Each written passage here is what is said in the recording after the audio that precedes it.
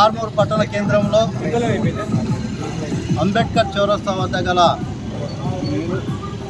అంబేద్కర్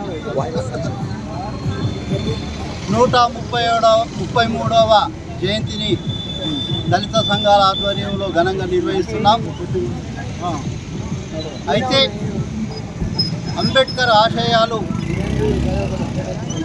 వారు చూపెట్టిన మార్గం గత 75 సంవత్సరాలుగా ఎక్కడి పెట్టిన గొంగలు అక్కడిగానే ఉంది తప్పితే తూతూ మంత్రంగా ఏదో కొంచెం చేసి చేయనట్టు ప్రభుత్వాలు చూస్తూ ఉన్నాయి.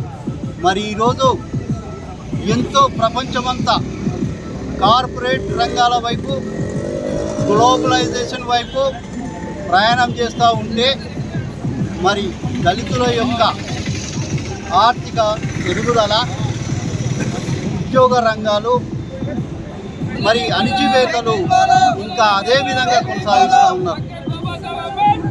మరి ఈరోజు కేంద్ర రాష్ట్ర ప్రభుత్వాలు గ్లోబలైజేషన్కు ధీటుగా ఆర్థికంగా ఎదగాలంటే మరి పారిశ్రామిక రంగాల్లో దళితులు ముందున్నప్పుడే మరి ఈ యొక్క పోటీ తత్వంలో ముందుకెళ్ళే అవకాశాలు ఉంటాయి. మరి ఈ రాష్ట్రంలో కొత్తగా ఏర్పడినటువంటి ప్రభుత్వం గతంలో ఏం జరిగిందో తెలియదు కానీ, ఎంత నిరాశ ఉన్నామో తెలియదు కానీ, మరి ప్రస్తుతం వచ్చినటువంటి ప్రభుత్వం ఏదైతే ప్రతి నియోజకవర్గం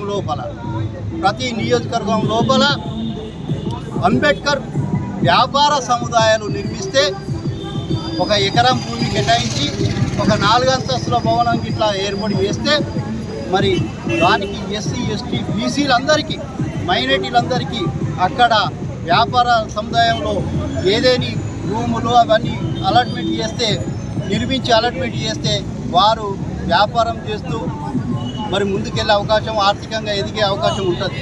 ఇది కొత్త పెద్ద కథేం కాదు. కేంద్రమే దానికి 80% నిధులు ఇస్తుంది. రాష్ట్ర ప్రభుత్వం 20% వాటా ఇస్తే సరిపోతుంది. తక్షణమే మన ముఖ్యమంత్రి గారు స్పందించి దళితులు, ఎస్సీ, ఎస్టీ, బీసీలు ఆర్థికంగా ముందుకెళ్ళాలంటే వ్యాపార సముదాయాలు నిర్మించడానికి ప్రయత్నించాలి.